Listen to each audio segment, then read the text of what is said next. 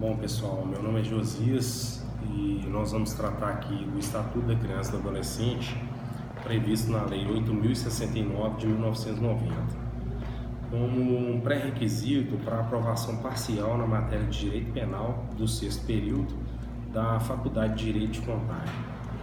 O Estatuto da Criança e do Adolescente é o ramo do direito penal especializado na proteção dos menores de 18 anos, como forma de garantir e proporcionar a eles o desenvolvimento físico, mental, moral e social ajustados às normas constitucionais. A Constituição Federal de 1988, no seu artigo 227, estabelece proteção integral à criança e ao adolescente. Este texto constitucional suprimiu a teoria minorista do Código de Menores, que fazia apenas menção aos menores de 18 anos, principalmente ao menor em situação irregular e em conflito com a lei. Não havia, portanto, nenhuma obediência aos direitos fundamentais, admitindo, por exemplo, a apreensão fora da hipótese de flagrante ou de busca e apreensão. A partir da Constituição de 1988, passou-se a adotar a teoria integral e o princípio do melhor interesse, que são duas regras basilares do direito da infância e da juventude, que devem fundamentar todo tipo de interpretação nos casos que envolver a criança ou adolescente, que são consideradas pessoas em desenvolvimento a quem o Estado deve prioridade absoluta. O ECA estabeleceu como foco primordial a área da saúde e da educação, com o combate à falta de vagas no ensino fundamental, propondo como bandeira principal a educação. É preciso definir o que é criança e adolescente segundo o nosso ordenamento jurídico. O artigo 2º da Lei 8.069 de 1990 prevê os critérios de diferenciação da criança e do adolescente. Criança, para o Estatuto, é toda pessoa de até 12 anos de idade incompletos, e adolescente, pessoa entre 12 e 18 anos de idade. Excepcionalmente, o Estatuto é aplicado às pessoas entre 18 e 21 anos de idade, principalmente nos casos de ato infracional e de adoção. Segundo o Estatuto da Criança e do Adolescente, menores de 18 anos são inimputáveis. Não há aplicação de penas nas condutas dos atos infracionais praticados por criança e adolescente. Considera-se ato infracional as condutas descritas como crimes ou contravenção na legislação penal. Contudo, se aplica as medidas de proteção, medidas socioeducativas e as garantias processuais àqueles que cometerem ato infracional ou sofrerem violação de direitos. Das medidas de proteção aplicáveis à criança e ao adolescente, podemos citar o encaminhamento aos pais ou responsáveis, mediante termo de responsabilidade, orientação, apoio e acompanhamento temporário, matrícula e frequência obrigatórias em estabelecimento oficial de ensino fundamental, inclusão em programas comunitários ou oficial de auxílio à família, à criança e ao adolescente, requisição de tratamento médico, psicológico ou psiquiátrico em regime hospitalar ou ambulatorial, inclusão em programa oficial ou comunitário de auxílio, orientação e tratamento a alcoólatras e usuários de substâncias entorpecentes, acolhimento institucional, inclusão no programa de acolhimento familiar e colocação em família substituta. Quando o adolescente cometer um ato infracional, que é uma conduta descrita como crime ou contravenção penal na legislação penal, estará sujeito a uma ação socioeducativa que tem como finalidade o interesse de coibir a reincidência.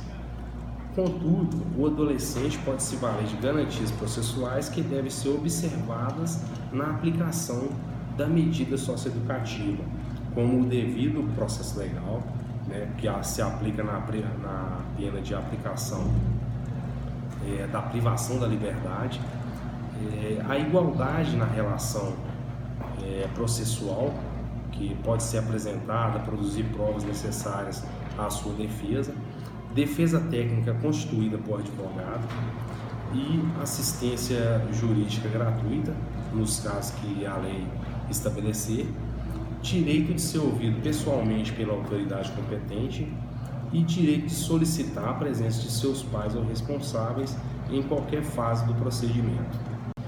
Quando há prática de ato infracional por adolescente, a autoridade competente poderá aplicar as seguintes medidas, que são advertência, obrigação de reparar o dano, prestação de serviço à comunidade, liberdade assistida, inserção em regime de semi-liberdade, internação em estabelecimento educacional. Portanto, todo adolescente que cometer ato infracional, que é a conduta descrita como crime ou contravenção penal na lei, estará sujeito à aplicação das medidas socioeducativas ou às medidas protetivas. Para a criança que cometer ato infracional, só há a aplicação de medidas protetivas.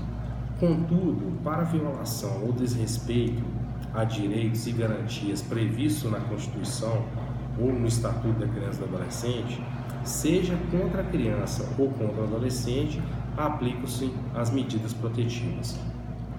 Agora o Tiago vai passar para a parte especial e citar e explicar dois tipos penais descritos na lei do Estatuto da Criança e do Adolescente. Bom, pessoal, como o Josias fez um apanhado geral do Estatuto da Criança e do Adolescente, agora eu vou entrar no mérito da parte especial do Estatuto da Criança e do Adolescente, que trata dos crimes contra criança e o adolescente. Nesse caso, eu escolhi dois tipos penais que eu acho que são de extrema importância, que no caso é o artigo 238, que é prometer ou efetivar a entrega de filho ou pupilo a terceiro mediante paga ou recompensa. A pena é de reclusão de 1 a 4 anos e multa, e o parágrafo único incide nas mesmas penas quem oferece ou efetiva a paga-recompensa. O artigo 238, no ECA, cria uma nova modalidade de entrega de filho menor à pessoa inidônea, pessoa não confiável. É esta prevista no artigo 245 do Código Penal. No entanto, no ECA, distingue-se uma nova figura. No entanto, por dispensar circunstância elementar do tipo, que trata o artigo 245 do Código Penal. Pessoa em cuja companhia saiba o agente ou deva saber que o menor fica moralmente em perigo, que no caso é a pessoa inidônea. Para reprovar na conduta a motivação que lhe deu causa, ou promessa de recompensa ou pagamento. O resultado superveniente dessa situação, mais ou menos proveitosa para o menor, não importa para a consumação do tipo, já que, no particular, a censura legal é feita em razão da turbação do exercício da tutela ou do pacto por. A expressão mediante paga ou recompensa está a indicar a existência de um elemento subjetivo do tipo, um especial fim de agir, a expectativa de retribuição.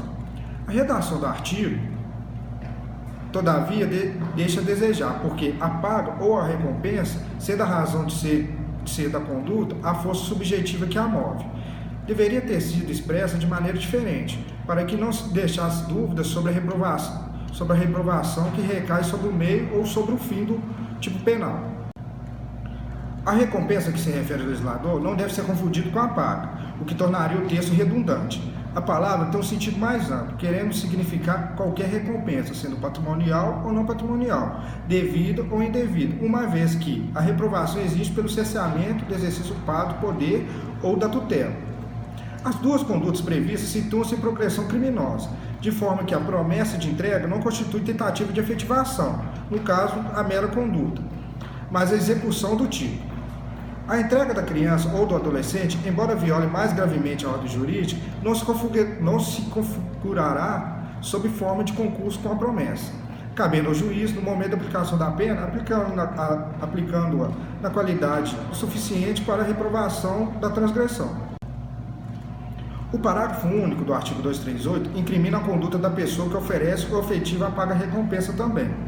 Não há, dessa forma, concurso entre a ação desta e daquela, que promete ou efetiva a entrega do filho ou pupilo na expectativa da concretização do oferecimento, que afinal pode não ocorrer, sendo indiferente para a configuração do delito. Ocorre aqui situação semelhante à de corrupção passiva, do artigo 217 do Código Penal, e a de corrupção ativa, do artigo 233, ambos do Código Penal.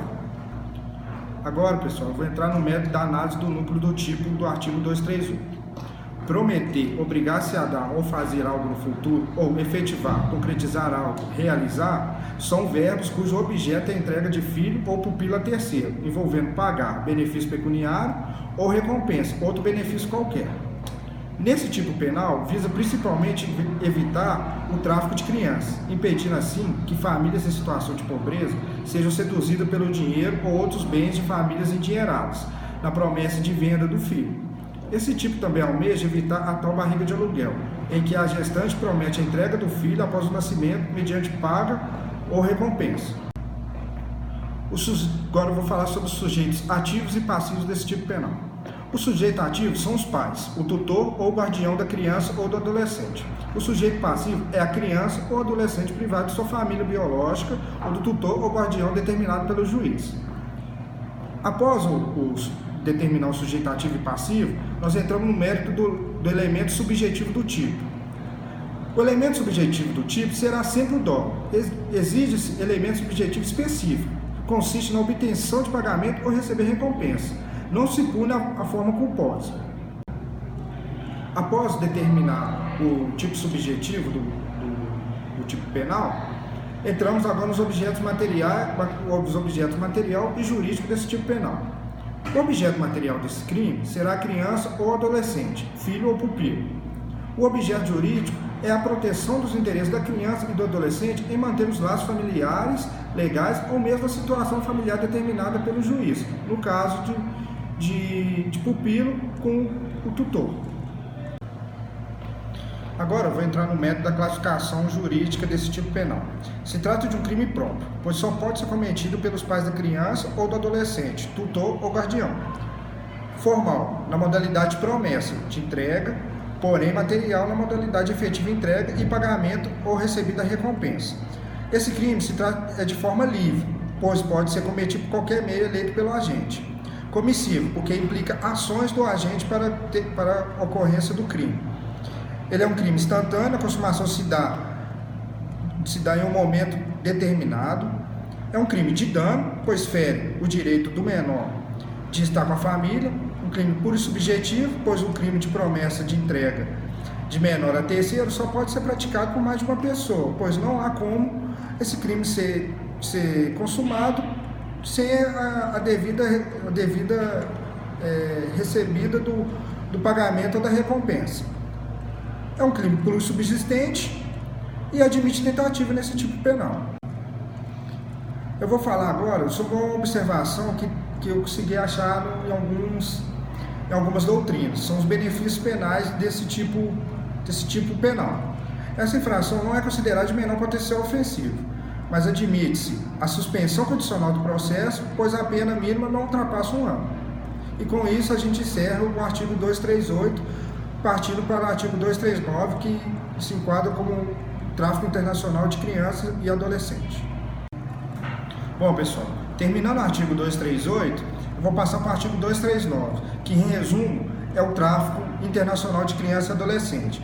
Mas, exemplificando o tipo penal, o artigo 239 diz: promover ou auxiliar a efetivação de ato destinado ao envio de criança ou adolescente para o exterior, com inobservância das formalidades legais ou conflito de obter lucro.